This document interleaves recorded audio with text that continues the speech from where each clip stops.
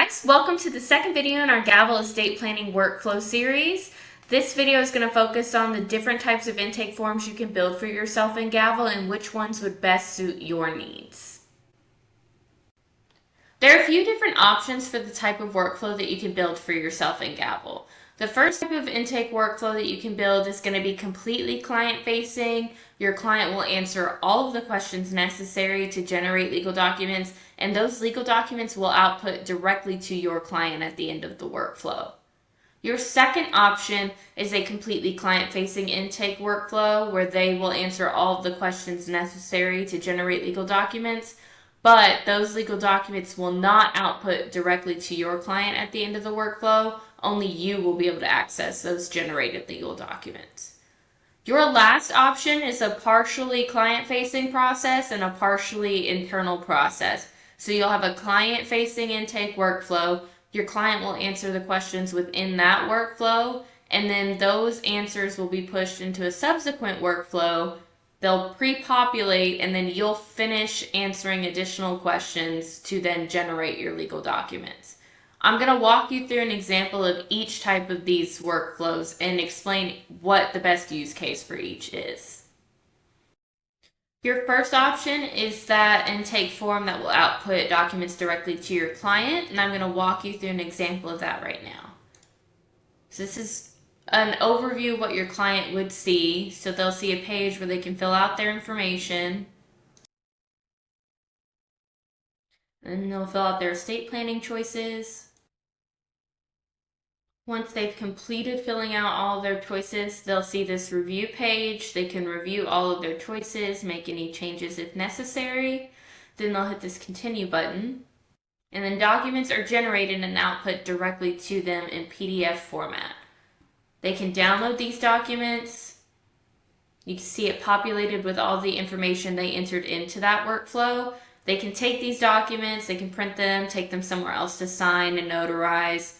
This is a great option if you have a simplified legal document process and you want to be able to just collect a payment up front, send your client a link and say, fill this out, legal documents will generate for you, and you can take them to get them signed. It's perfect for that kind of workflow where you don't really want to be involved in the process. You just want to be able to send that link and have them do all the work and get the documents at the end. Your second option is the workflow where your client will fill out all the information necessary to generate legal documents, but they will not output directly to your client. I'll walk you through that process as well. So as you can see, it's the same setup. They're going to enter in all of their information, enter in their estate planning choices, then they'll submit that workflow. And what they'll see is this kind of screen. Thank you for completing this workflow. Documents were generated at the end of this session, but they were not available to your client. The way that you can retrieve these documents internally is by going into your data manager, going to By Workflow, finding that submission, and click Download on those legal documents. You'll find that session and just hit this download button. As you can see, what was output was a Word document, so a completely editable version of your client's legal documents. This is a great choice if you have the type of legal documents where your client can answer all of the questions necessary to generate their documents, but you still want to be able to open, review, edit the document, and sign with your client.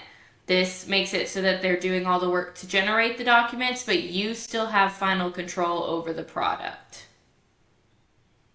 Your third option for an intake form is one that your client fills out some of the questions that are necessary for generating documents, and then you later fill out the others from a second workflow. I'll show you that process. So we have the first workflow, which your client will fill out. And again, it's that client information page, and then that estate planning choices page. And then they'll submit that completed workflow and they'll get the thank you for completing this workflow screen.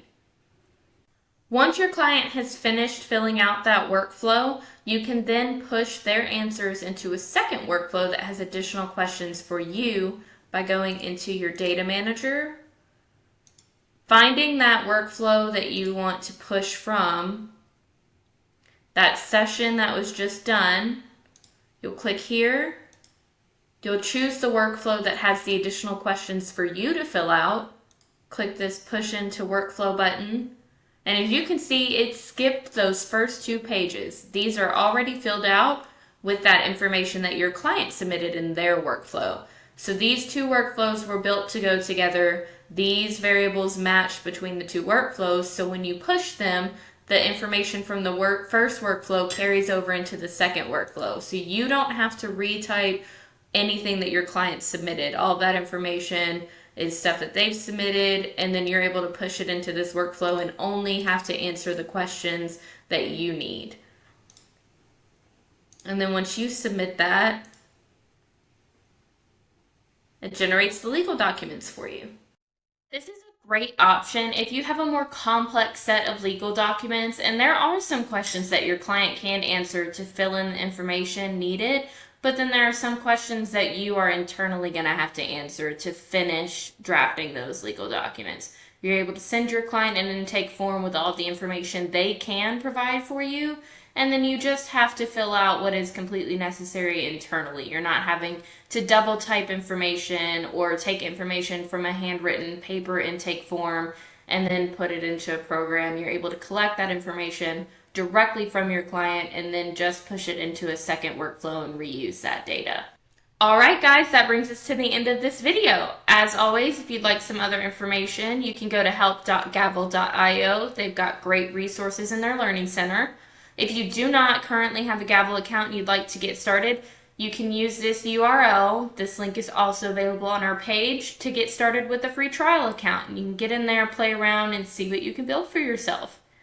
As always, please like and subscribe, and we'll see you next time.